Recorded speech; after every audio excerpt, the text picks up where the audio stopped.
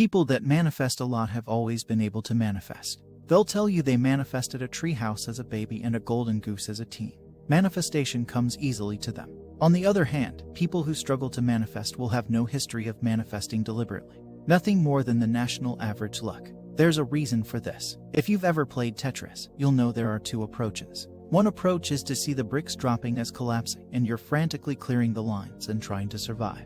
The second approach is to see the bricks dropping as building blocks. So you're stacking some to the side, being proactive, creating wells, and scoring combination points. It's the same thing in life. If you have a making ends meet, just surviving approach to life, your manifestations will be sporadic to none at best. You can hope, wish, script, and imagine combination points all you like. Ain't gonna happen, except through sheer luck. Forget about deliberate manifestations. Meanwhile, the proactive manifesto that attempts their fantasy life will bag combination points with regularity. It's all in the approach to the game. So the one thing you eventually can manifest is the lifestyle that you attempt. Start buying your socks from anywhere that's not a struggling place. Get your groceries from the nice store down the road. Stop swiping right on everyone that'll accept you on Tinder, and quit applying for jobs you don't enjoy. It's like the YouTube app.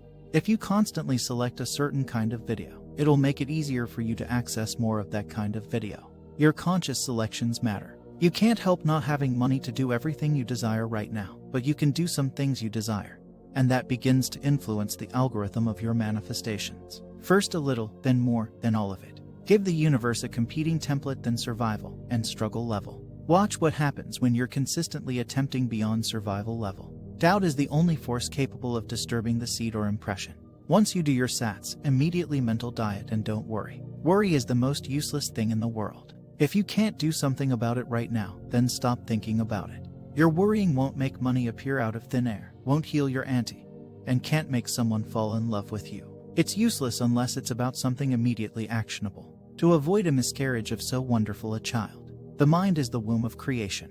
If you want to create, for example, wealth, you cannot give life to a million fears, for they will swarm the fetus and devour it.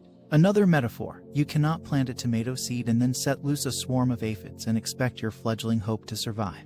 Walk in secrecy. Keep your intentions, thoughts, and ideas secret. If you go to your nana and tell her that you're manifesting perfect health, she might be receptive, or she might hit you on the noggin with her cane and tell you to straighten up and stop all that nonsense. How are you supposed to keep the aphids out when your nana is beating them into your head with her cane? Through the necessary interval of time that it will take the impression to become an expression.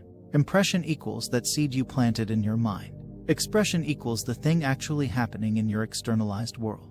Neville says everything has a gestation period. For a biological human fetus, it's 40 weeks. For your goal, the time frame is whatever it is. It can be stunted by worry or lack of faith, but it can't be rushed by them. Tell no man of your spiritual romance. You are doing an intricate courting ritual in your mind. Don't tell anyone so they can't tell you. LOL, my dude, they are so far out of your league. LMAO. I hope that's modern enough vernacular. Lock your secret within you. Enjoy confidence and happiness that someday you will bear the son of your lover by expressing and possessing the nature of your impression. Your lover is desire, and the son is the outer experience of your inner courtship.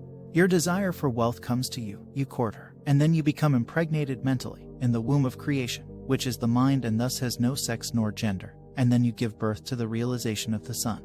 Your inner experience is impressed upon creation, and the expression becomes visible to all as it manifests in reality. Then will you know the mystery of God said, "Let us make man in our image." You are made in the image of God. The womb of creation is within you. God imagined, and all there is sprang into being. God manifested it. You are a fractal of God. If you imagine in absolute certainty that what you imagine becomes real, it must be experienced as real. That is the image of God that you reflect.